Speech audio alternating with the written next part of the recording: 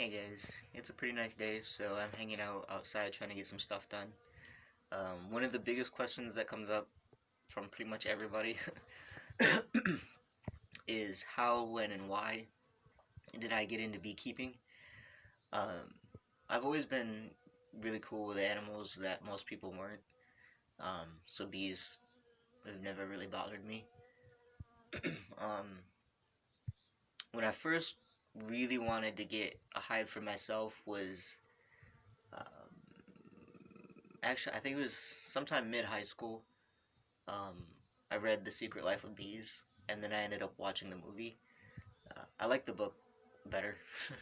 Honestly, there's more in the book. There always is. But uh, so that happened, and then I went and kind of did a few other things. I was in the military and out of state for a while, and I helped out a couple people in Kansas with it, with some bee issues, and that kind of gave me the or let me know that I had the confidence to keep working bees. And then when I came back to Michigan, um, like 2015, I think 2014, 15, had to have been 15. Um, I didn't get a hive. The first time I got a hive, I think, was 2018, and it didn't really go that well. I kind of just jumped into it. I read a whole bunch of books and thought I knew what I was doing, but it's kind of like that picture. It's like, sure, you might have all the cards or you might be able to see all the dots, but you'll never know how to connect the dots until you actually do it. So that's kind of how my first year went.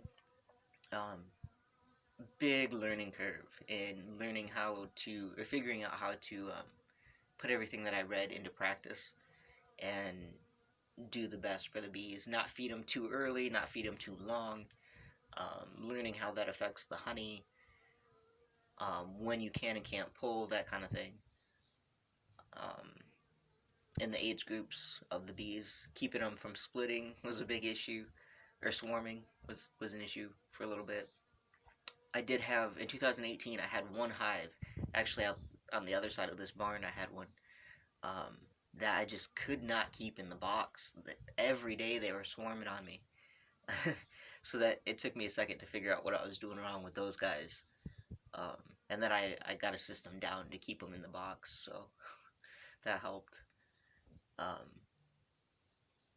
Another big uh, factor in getting my own hives and kind of starting my own bee business was that in my early 20s, I developed an immune deficient, or not a deficiency, um, a compromised immune system is what it is. But um, so I get sick a lot, and when I do, it's it's not like an external sick. It's just my body attacks itself, kind of sick, and then I get nauseous, and it's just a big cycle. And I end up in the hospital pretty much every time it happens. So that's fun. um, but that was a big reason why I wanted to start working with bees specifically, because even if I'm in the hospital or there's a week or two that I I'm not feeling good and I can't leave the house, then the bees will keep making honey. They'll keep producing, they'll keep growing and doing their thing, and I really don't have to do a whole lot. I don't have to worry about feeding them a whole lot. In the spring, I definitely worry, and then in the fall, I make sure that they're up to weight, where I want them before winter hits. Um, and I've got it's a fish weigh scale thing, to weigh fish with, and I've modified it to weigh hives. I've beefed it up a little bit, so and added a few things so I can scoop the hive up and weigh it, and that's how I determine where I want them in the winter. Um, but my being sick as much as I have been the last few years has been the biggest factor on working with bees and making that my business. Um, because with pretty much any excuse me, anything else, um, if you're not working, if you don't have the time to put into it, then you're not going to produce. But bees are, once you learn how to keep them safe and what you need to do, there it's a pretty good investment. So um, definitely not short term. It's a long term investment. You can get honey from them your first year, but I would be a little bit worried about it. Um, Either having sugar syrup in it or feed or whatnot. Uh, that's just my opinion on it. I don't harvest until second spring or second year, um, but everyone does it different though. So I'm currently in this barn doing this a little bit because it is nice out here. I am trying to clean the barn out, my shed out, get it ready for spring. I'm building a few things that I need immediately. I've got those laid out in the yard to build.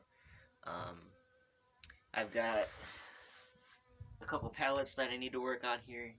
This is my self-made sluice box that I play with sometimes. I'm gonna try it out more this summer. There's a couple places I want to try, so um, it's in a few different pieces right now. But once I get it put together, it's not bad. On my gardening tools, I got some extra glass back there that I use for observation hives and things. Um, my swarm bucket back there. I'll show you guys this summer how I use that. It's really simple.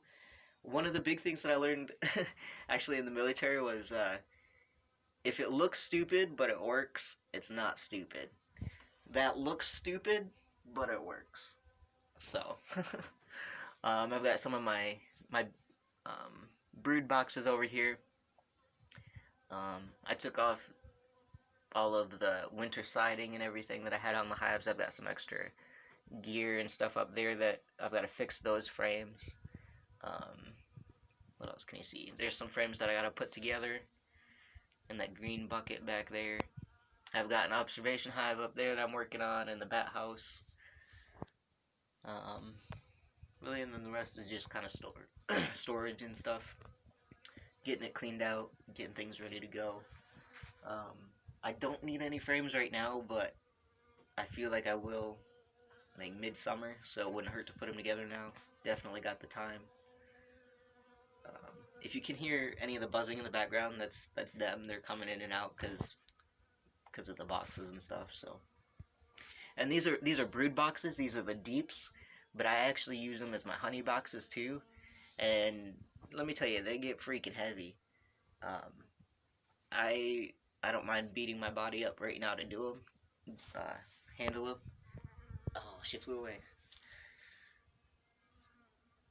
But because I take my truck out with me when I check my hives when I go to pull honey. I take my truck and I pretty much just pick up the box that I'm using for the honey super, and I just set it right on the tailgate, push it into my truck, and I check it later. I check it when everything's cooled down and safe. Usually around dusk when the bees are back in the hives, I'll do it. I do use queen excluders when I get ready to pull honey in between the brood boxes and the tops. Um, well, I use queen excluders off and on throughout the summer. And then I've got, what I meant to say was I've got, what do you call it, like skateboards, funnel boards, to pull the bees down out of the honey supers into the bottom brood boxes before I pull the super, so I don't really have to worry about bees. I can just take the super and go, process the honey. It helps. So um, that's kind of how I got started with it. It was the book first, and then the fact that I was confident handling bees, and I like doing it. So um, that's really the big main reasons. And then medically, of course, um, it helps a lot to be able to know that I can still have some kind of income every time I get sick. Um, well, markets are closed now, but when they're not closed or in the fall, when I do get sick but I still need income, I know they're producing and I can still sell honey and beeswax products, so it works.